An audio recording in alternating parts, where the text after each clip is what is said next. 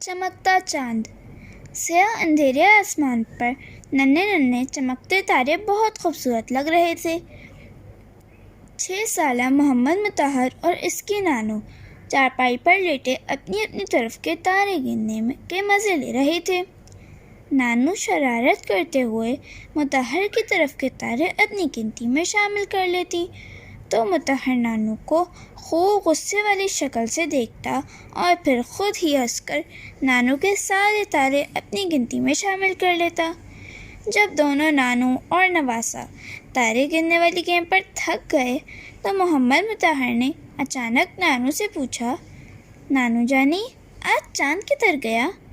وہ ابھی تک کیوں نہیں آیا؟ نانو نے کہا، ہاں واقعی مطہر، وہ تو مجھے بھی کافی دنوں سے نظر نہیں آ رہا۔ لگتا ہے کہ یہ چاند کی آخری تاریخیں ہیں۔ آخری تاریخیں؟ جی میرے چندا، چاند ہماری زمین کے گرد تقریباً 30 دنوں میں ایک چکر پورا کرتا ہے۔ ان دنوں میں صرف ایک دن یعنی 14 تاریخ کو چاند کی اتنی زیادہ روشنی ہو جاتی ہے کہ سارا آسمان اس کی روشنی سے جگمگا اٹھتا ہے، لیکن اتنی زیادہ اور خوبصورت روشنی کے لیے چاند کو باقی اتنے سارے دن بہت صبر اور انتظار کرنا پڑتا ہے۔ صبر؟ کیا صبر کرنے سے ہمیں بھی روشنی ملتی ہے نانو؟ جیسے آپ نے مجھے وہ حدیث مبارکہ یاد کروائی تھی، الصبر ضیاء۔ واہ مطہر چندا، آپ کو یاد ہے؟ جی نانو، مجھے یاد ہے۔ جب عواب بھائی مجھ سے لڑائی کرتا ہے تو میں صبر کرتا ہوں، اس سے بدلہ نہیں لیتا اور دل ہی دل میں پیارے نبی حضرت محمد صلی اللہ علیہ وآلہ وسلم کی یہ حدیث پڑھتا رہتا ہوں، الصبر ضیاء، الصبر ضیاء۔